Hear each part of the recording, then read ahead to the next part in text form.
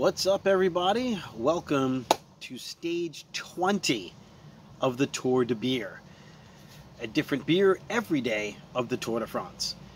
It's been an amazing ride so far, and what a tour it has been of both the race and of the beers. And I've been really enjoying this little side project that I kind of thought of and was like, hey, let's have a different beer every day. And it's been a lot of fun to bring these beers and beer styles to you. But we're not done. We still have one more stage. Now, typically after stage 20, we know who won the Tour de France. Stage 21 becomes a parade. Other people say it's not a parade. Other people saying they're going to go full gas. That's why I don't like Chris Horner. I'm just going to tell you right now, I don't like Chris Horner. I don't, okay? Maybe you figured that out, whatever. I have, like, I don't know. I don't have enough YouTube followers for it to even make a difference. I just don't like his commentary on the race. So when he today is like, oh, it's going to be a full-on race. Really? For what? Like, they're going to pay attention. And they might throw a couple of jabs at each other here and there, as we've seen. But the polka dot jersey competition is over, and there's no points to be had. Best Young Rider is over because that's Tadej Pogacar, who also has the yellow jersey, and will win, and he will go into Paris with those 3 jerseys, which he did last year.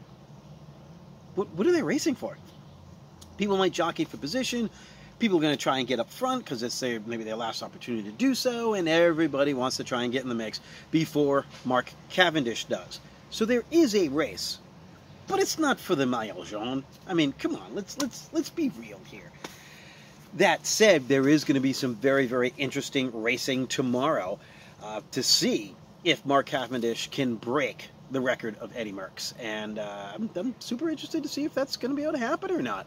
There's no guarantee. He's won on the Champs-Élysées before, but you know who could really give him a challenge? Wout van Aert.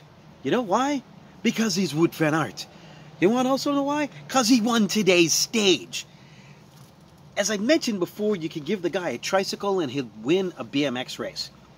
So he's won an uphill mountain stage. He's won sprints, not this year, but he's won them before, and he got second to Cav. And now he won a time trial. Mountain time trial flats. Like, the guy can do, he can do almost anything. It's amazing and super cool. We got to watch him ride and race this year. So that brings us to today's beer. Let's have a beer that can do a little bit of everything. Let's have a beer from Belgium, because he is the Belgian champion. He started in cyclocross and now he's doing road. So let's have a beer that is kind of lager-like, but also strong ale, and also Belgium. And we have talked a lot about Belgian beers over these past 3 weeks. Quick soapbox. That's because Belgians do beer so well. And they do different styles. I mean, here in the United States, it's amazing. The craft beer explosion has been great. But a lot of places you go to, and it's IPA, pale ale, or double IPA, a sour, and maybe something dark. Belgium has Belgian Strong Gold, and they also have triple, they also have double. You could have a table beer. You have traditional Trappist beers, an era in a region where, oh, well, you know, yeah, we might drink some German Pilsners and stuff like that too. So as much as beer has grown, I think we still have a long way to go. We don't want to fall down that rabbit hole. But that's me jumping on my soapbox, now off of the soapbox, and let's talk about beer, because we've already talked about the race. And then we'll talk about tomorrow. Very exciting. So what do we have for today? I don't know if you can see the logo on the glass before I put the beer into it, but this is the Leffe.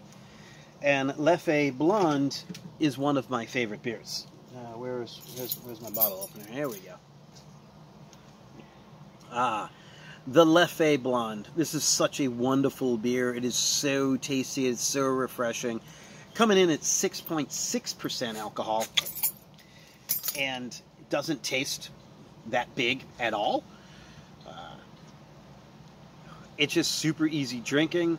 From what I understand, they really enjoy this after a cyclocross races as well. So look at that beautiful beer. That is wonderful. Not the best beer clean glass, I'll admit.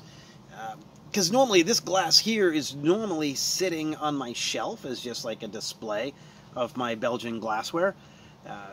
But I decided to give it a quick rinse and throw the beer into it. Leffe beer should go in my Leffe glass. So we're looking at a nice golden hue, not super light, so a little bit darker than a Pilsner, a little bit darker than, say, a Belgian triple. No, Belgian triple might be around in the same. Belgian strong golden will be lighter in color. So different people get different hints out of this beer, and it's why I like it for such a small beer. It's actually really, really complex. You can get, as it says on the label, subtle notes of vanilla and clove, and you will. And it's starting to rain. Hopefully I can finish this video in time. We've been doing all of these in one take. It's been pretty good to do one-take videos. I hope I can get all this in, because it's a wonderful beer and I don't want to rush through this. It says vanilla and clove. I do get a little clove, but I get some sweetness here as well. Malt sweetness, not sugary sweetness.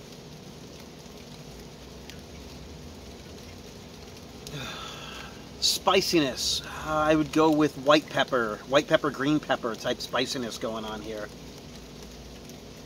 Yep, yeah, that rain's coming down. I don't care. It's a beautiful day out. It's warm out. I'm going to sit outside here and drink my beer. Whatever.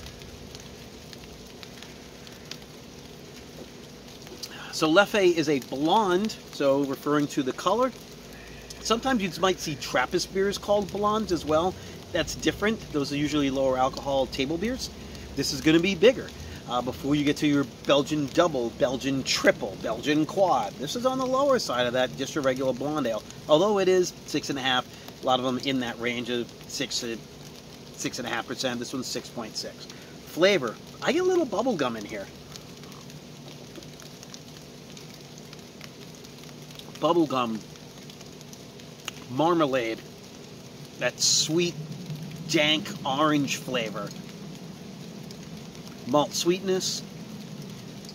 I don't know if I would call it vanilla. Myself, I could see how some people could call it if they said, oh, there's vanilla, and you taste it, like, oh, vanilla. If you didn't tell me that, I might not taste it, but there is a sweetness that's there. Just super drinkable. And historically, too, and I tend to drink this beer all the time during the Tour de France, there was one year, I don't remember the year, this is when it was Team Sky, and Chris Froome won the Tour de France, and normally they all toast with champagne and they ride across on the final day. They didn't have champagne. They all opened bottles of Leffe Blonde. I thought that was one of the coolest things ever. Ever since then, I make sure I buy this beer during the tour and I drink it during the tour. So I think as we are ending the tour and getting close, this, plus being a Belgian beer, Wout van Aert, man, there was somebody on Twitter that said they're going to take those three options versus Cav winning and breaking Eddie Merckx's record. Wout versus the field, not a bad bet. But this beer, always a good bet. What would I pair this with? Again, Belgians. Belgians have those phenolics, the spicy, the vanilla, other flavors, things that are very subtle. I would put this again with other things that are going to be very subtle. This is one I would definitely do with Belgian mussels, and we've talked about mussels and maybe some scallops and things like that.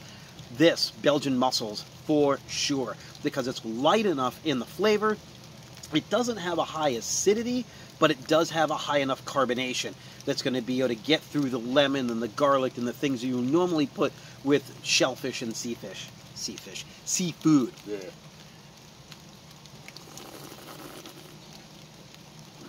You could put this with dessert too.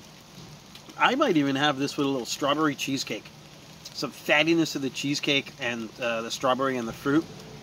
That, I think, would be delicious, actually. Yeah. So, thanks for being on this journey with me, Uncle Frank, with Team Beer Guts, where we say it takes guts to ride and beer to recover, and that's what we've done for 20 stages.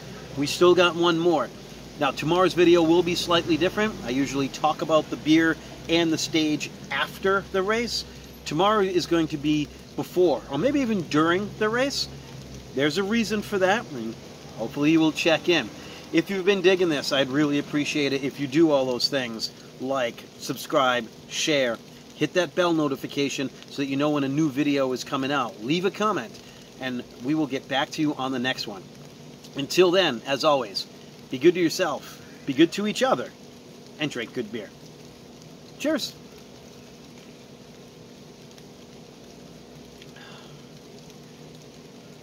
And for the record, the rain's not that bad. It's actually kind of refreshing.